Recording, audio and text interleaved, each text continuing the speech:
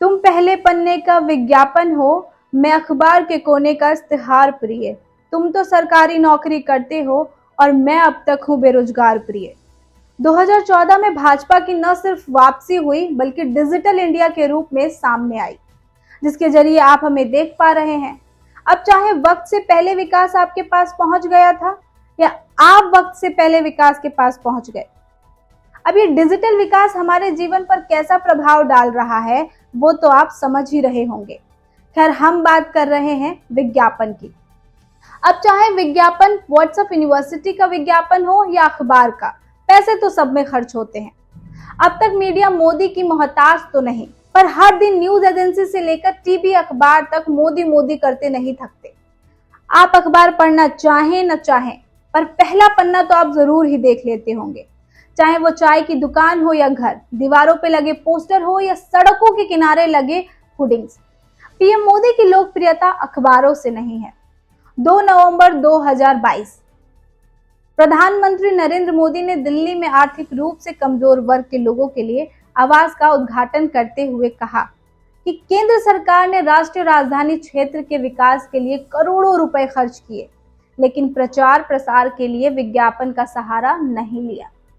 विज्ञापन में मेरी भी फोटो चमक सकती थी, लेकिन हमारी सरकार लोगों की जिंदगी में बदलाव लाने में यकीन रखती है। 13 दिसंबर 2022 प्रधानमंत्री के बयान के एक महीने बाद भारत सरकार में सूचना एवं प्रसारण मंत्री अनुराग ठाकुर ने लोकसभा में एक लिखित जवाब में बताया कि वित्त वर्ष 2014 से 7 दिसंबर 2022 8 साल 10 महीने में विज्ञापन पर लगभग 6,491 करोड़ रुपए खर्च किए हैं। इनमें से प्रिंट मीडिया पर 3,230 करोड़ रुपए, वहीं टेलीविजन माध्यम पर 3,260.79 करोड़ रुपए खर्च किए गए हैं।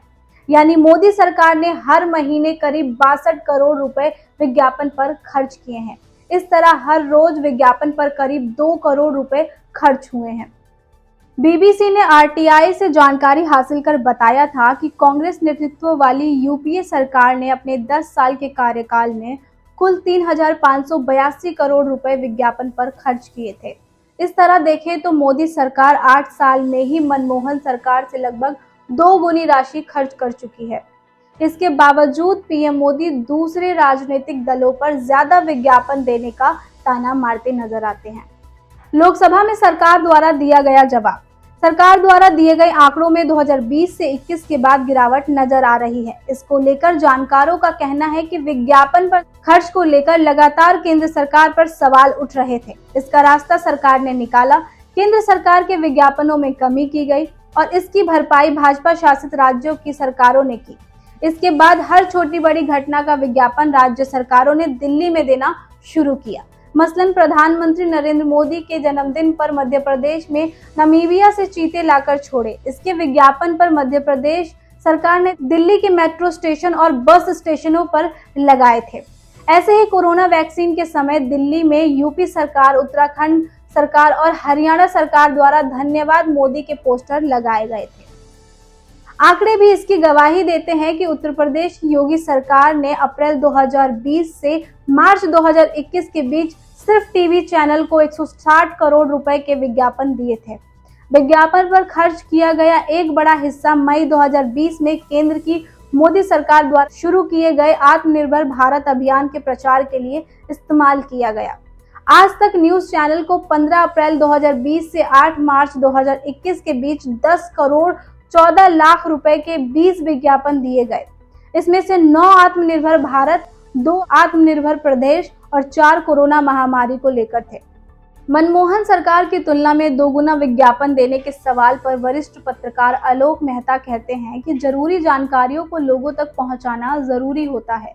मनमोहन सरकार के समय में वो अपने किए काम को लोगों तक नहीं पहुंचाते थे। ऐसे में अगर आपका काम ही लोगों तक नहीं पहुंचेगा तो चुनाव में आपको हार ही मिलेगी। लेकिन इसके साथ यह भी याद रखना चाहिए कि सिर्फ नेताओं की इमेज बिल्डिंग के लिए विज्ञापन ना दिए जाए, उद्घाटन के लिए पूरे पेज का विज्ञापन ना दिया जाए। अगर बिहार, यूपी या मध्य प्रदेश में कोई आयोजन हो रहा है तो उससे जुड़े विज्ञापन दिल्ली के अखबार में देने का या दिल्ली से जुड़े विज्ञापन को तमिलनाडु में देने का क्या मतलब है।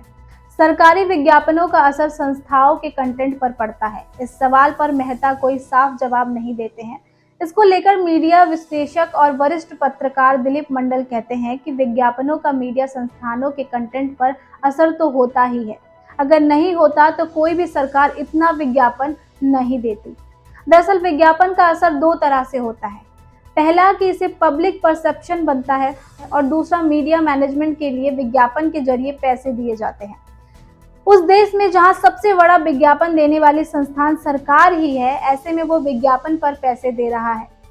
वो आपकी स्वतंत्रता पर कितना असर कर सकता है, ये शोध का विषय है। इसी के साथ इस वीडियो को यहीं खत्म करते हैं। वीडियो अच्छी लगी, इन्फॉर्मेटिव लगी तो वीडियो को लाइक करें और शेयर करें। साथ साथ चैनल को सब्सक्राइब करना बिल्कुल ना भूलें। ऐसी अपडेट्स के लिए जुड़े रहे बातें के साथ। जय हिंद।